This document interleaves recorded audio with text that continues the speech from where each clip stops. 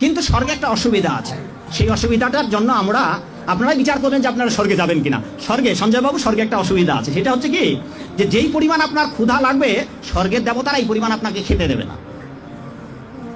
ওখানে সুন্দর সুন্দর পাকা ফল আছে, কিন্তু গাছের ডাল থেকে ছুটে আপনি খেতে পারবেন না। ক্ষুধার ঠেলায় আপনি জল খেতে যাবেন, ওই সরোবরে নদীতে যে স্রোতস্বিনী ধারা আছে, ওই জল আপনি হাতে উঠে খেতে পারবেন না। তো ওখানে যারা স্থায়ী দেবতা আছে, ওরা যা খাইতে দেবে আপনার তাই খেতে হবে। ফলে স্বর্গীয় শান্তি নেই। আমার এখানে অনেকগুলো গ্রন্থ আছে, এই গ্রন্থের একটা গ্রন্থে লেখা আছে যে স্বর্গীয় শান্তি নেই, স্বর্গীয় শান্তি পাবেন না। ওখানে 18 বছরের যুবক হবেন, জন্মাবেন, রোগগ্রস্ত হবেন, তারপর অবশেষে 10,000 যেদিন পূর্ণ হবে তখন আপনার এই গলের মালাটা শুকিয়ে যাবে, গলের মালাটা আপনার গলা থেকে ছিঁড়ে যাবে।